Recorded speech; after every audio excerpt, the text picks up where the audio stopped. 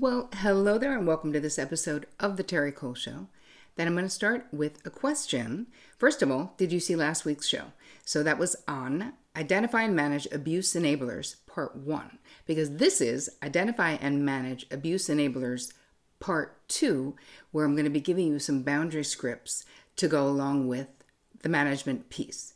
So if you have people in your life, when you tell them something terrible happened to you or someone did something awful to you and they say, well, if you hadn't provoked them, they wouldn't have done it, or you're just too sensitive, or I've never had an issue with them. I'm not sure what your problem is, but I've never had an issue with them, or it wasn't that bad, or stop complaining, or stop being a drama queen. Listen, I could keep going, but I'm gonna not.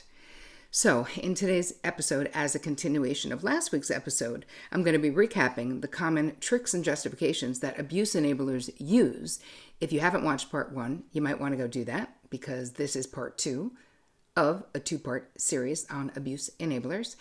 I'm going to be laying out some strategies for you to protect yourself emotionally from this abusive crap, and sharing boundary language to put a stop to this, whether the other person is doing it intentionally or they're unaware, meaning they're so caught in their own thing. It doesn't matter, because the end of the end is you're still responsible for protecting yourself from folks who should not have that kind of access to you if they're making you feel bad and trying to keep an abusive system in place. So before we get started, if you are new to my channel, hi, welcome. I'm so glad that you're here. Say hello, introduce yourself in the comments, and please don't forget to subscribe and hit that bell so you get notified every time we roll out new episodes, which is on Tuesdays and Thursdays. And hey man, I wouldn't want you to miss a thing, because I've always got juicy stuff coming your way. If you're new here, my name is Terri Cole. I'm a licensed psychotherapist, a relationship expert, and the author of Boundary Boss, which you can get at boundarybossbook.com. Thank you for all of your questions. I love this group. This channel is so interactive. You guys are so here and so present and so engaged. I love it. So I'd love to highlight some of your comments. So Leanne B., under the episode called How to Get What You Want with Julie Solomon, said, "You can't hide yourself and expect to be seen. Wow, this was my aha life-changing moment. I have hidden myself my whole life, and I'm at the point in my life where I've finally come out of hiding. What about me?" I asked those dysfunctional people around me, obviously not expecting a satisfactory answer. "I'm finally putting myself forward. Here I am." Great show today. Love and light to both of you. Well, Leanne B., thank you. I super appreciate you and all of you who are here hanging out with me on YouTube. I do appreciate you. Why don't we move into today's content? Okay, from last week, right, we had Identify and Manage Abuse Enablers. That was part 1. So the takeaway that I gave you in the guide, which you can still get at terricole.com/guide, was an enabler inventory, so you know who you're dealing with in your life, an energetic hit list so that you can sort of step back from some of these folks a little bit. My advice was stop trying to convince these abuse enablers that how you feel is valid or valuable, because what really matters is if you think how you feel is valid and valuable, and that is a really important thing. Also, you can give yourself permission to go no contact if the situation is super toxic or abusive for you.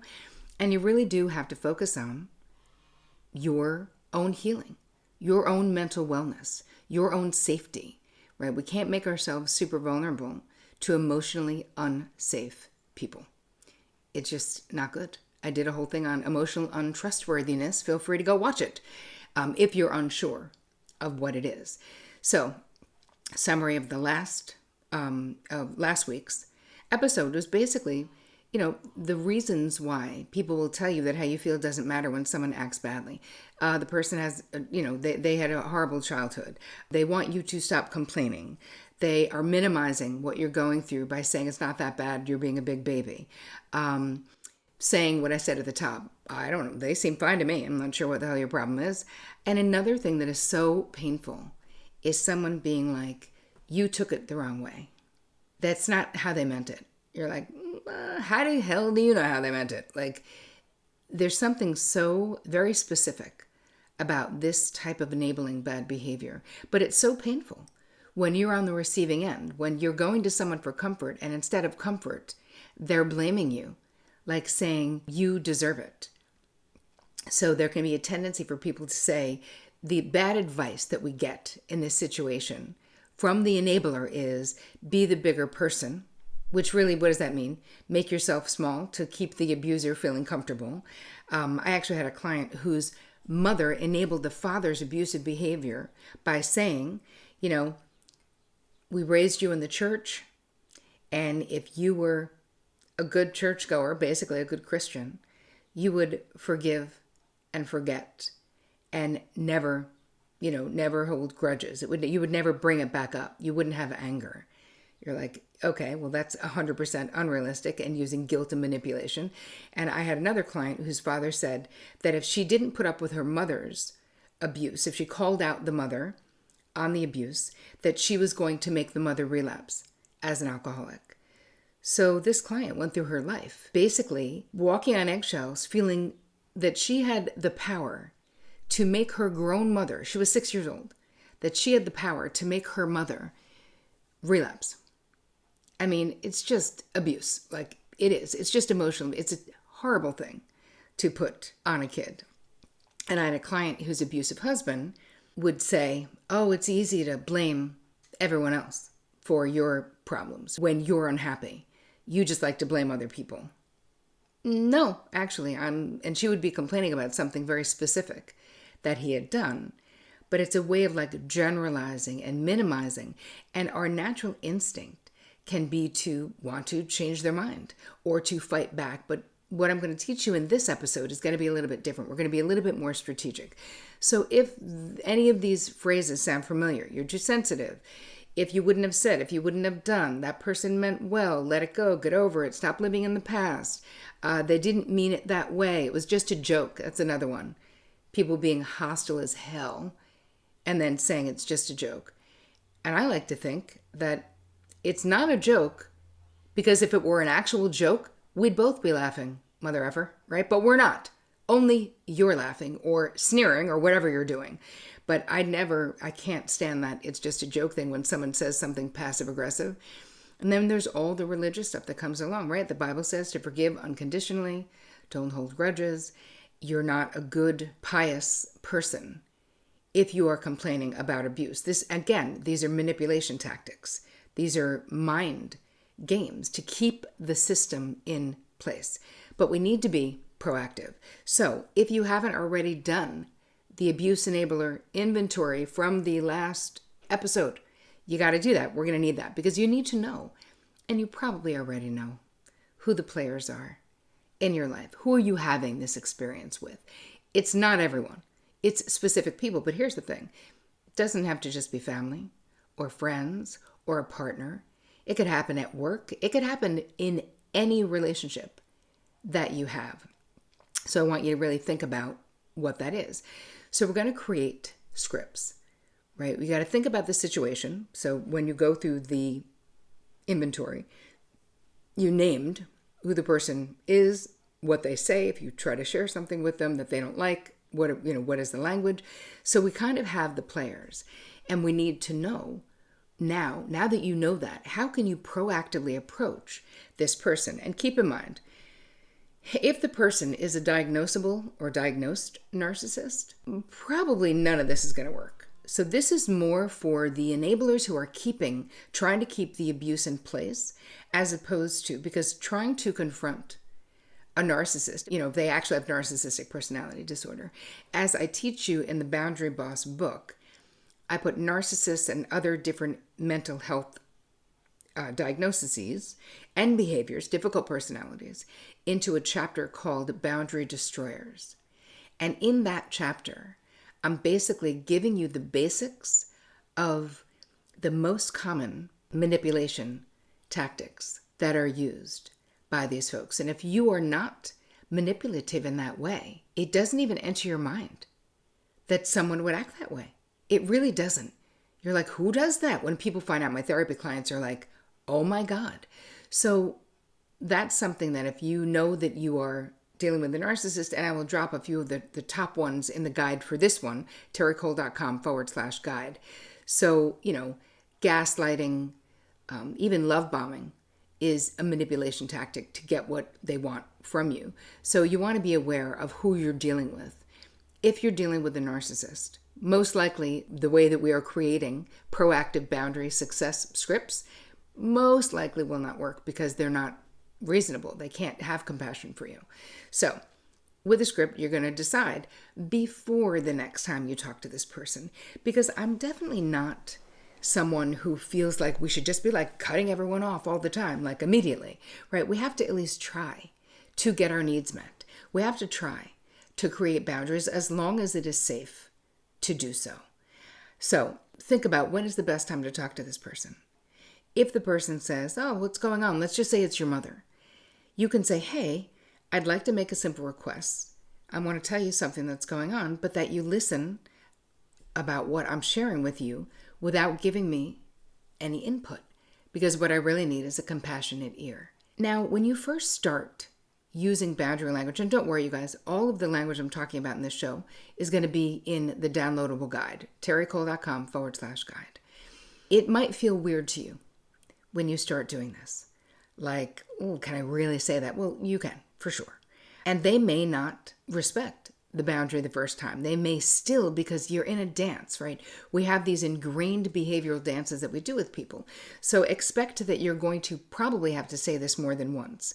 Because here's the thing. Think about your interaction with this enabler, the person who blames you.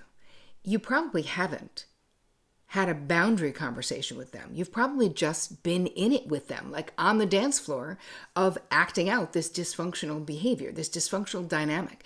They say it's your fault. You say, why, you just hurt my feelings. I can't believe you'd say that. Or it's not my fault. This is why it's not my fault, right? That's not what we're doing. We're talking about taking a step back, which is basically all the tools I gave you in the last episode, so that you're able to approach the person with clarity of what you want and language. So that was one thing you could say. Or I'd really appreciate it if you could allow me to finish my story and simply listen with compassion without interrupting me or trying to blame me for the pain that I'm experiencing. That's another one you can say. I thought you should know that when you say things like, well, you married them, or you're no angel, it really hurts my feelings, right? We have to be specific about the language that they use. It really hurts my feelings that if you don't stop, I'll no longer share what's going on with me with you because it makes me feel unsafe. And again, you're going to have people in your life because you're using different language. They may go, well, you're being weird, or you're so sensitive. And you can say, that's okay. You can have that experience of me, and I'm still making this request. And I will keep repeating this request, especially if it's a relationship that you care about with someone that you actually love. You can say, and I'm giving you, it's sort of going to be laid out as like sentence starters, and then you can fill in. I wanted to bring this to your attention. When I share a struggle with you, I get the sense that you feel compelled to make sense of it by making me wrong. This is painful to me, so if it happens again, I will point it out in the moment, and if you cannot control your reaction, I will end the conversation. So we're really putting precise language on what is happening. I need to tell you that. You telling me to learn to forgive and forget and sweep my hurt feelings under the carpet doesn't work for me. Please stop. Every time you do it, it breaks my trust. Please don't do it again. Right? You're not helping me. You're helping yourself, basically. All right, we don't have to add that to the script, but it's true. I want you to be aware of how I feel about our interaction the other night. That could be a way into saying, when I was telling you about what happened at work, you basically said what you've been saying to me all of my life, that it was my fault, or I probably did something I made a mistake. And I really want to ask you, I'm making a simple request that you stop blaming me. It really makes me not want to talk to you about anything. Just say it, because here's the thing. If the person doesn't stop and you want to stop being abused, you are going to stop talking to them about anything. So you might as well warn them that that is on the table to happen. I notice that when I'm sharing about my relationship with you, you frequently minimize my experience, and it really hurts me and makes me want to put a distance between us. I feel like I can't talk to you when you do that, or I don't want to, because I leave the conversation feeling worse than when we started. And then, a more generalized way of talking about it, I was thinking about the conversation we had last week about XYZ, and I wanted to share a realization that I had about it and make a simple request that. So all of this will be in your guide. So it's terricole.com/guide. But we have to go from the way that I did it over 2 episodes because it was too much information to put into 1 episode. that I really want you, if you haven't seen the first episode of this series, to go watch it and download that guide, because this is very specific to you. What you are experiencing is specific to you. What I'm trying to do is empower you to not allow people to keep you stuck, right? We talked about this in the first one. Abusive relationships, whether it's emotional or verbal or physical, and any kind of abusive relationships, they do not happen in isolation, right? They don't happen in like a vacuum. They happen in a constructed system. And it's similar to the way we'll talk about in narcissistic family systems. You have people who, they do the bidding for the narcissist. We call them flying monkeys, right? If you know anything about narcissistic family systems, where they're acting out the desire of the narcissist on the victim, on the intended victim. So really it's like being ganged up upon. This is similar because you're being stuck, because the person who you're coming to is siding with the person who's hurting you or who's harming you or who you have a beef with. And they're similar situations. So you're going to, it's hard to look at our lives. It's hard to look at our relationships or feel like someone that we love dearly is doing this and being not supportive. But by creating these proactive boundary scripts, by having these conversations, even if the person doesn't accept it, if they go, I don't know what's gotten into you, I don't know why you're so sensitive, and you can say, that's okay. Every time you blame me when we're in a conversation, I'm going to bring it up. I'm going to point it out because I love you and I don't want this to come between us. And if I don't say anything about it, it's going to come between us. And I want you to know that it hurts me. It actually damages my self-esteem when you are siding with the person who is harming me. It's really hurtful, mom or friend or dad or whoever it is that you're talking to. And the more you get comfortable being uncomfortable, because you're going to be uncomfortable in saying this, the more productive it might be. And hey, you might find out that the people in your life that you really love have a lot of limitations. And that might mean that you do not talk to your mother about your marriage. And you really got to look at your marriage too, if you feel like you're in an abusive situation. I've done a bunch of stuff on how to leave an abusive relationship safely. So I'm not saying anyone should just leave, especially if the person is violent. We'll have all of that information for you in the show notes. But it's your job to the best of your ability, protect you. And I hope what I want to be is a light for you, a guiding light, because you don't deserve the pain of an abusive relationship, and you don't deserve having the people in your life that you actually love working unconsciously, colluding with an abuser to keep you in this situation. You can become empowered. So I know that was a lot. Please download the guides. They're both at terricole.com/guide. And I want to know what your thoughts are. Drop me your thoughts, your experiences in the comments. If you think that this episode can help other people, please share it with them. I so appreciate you spending time with me here today, because you could be doing a lot of other things. So thank you, thank you, thank you. And as always, take care of you.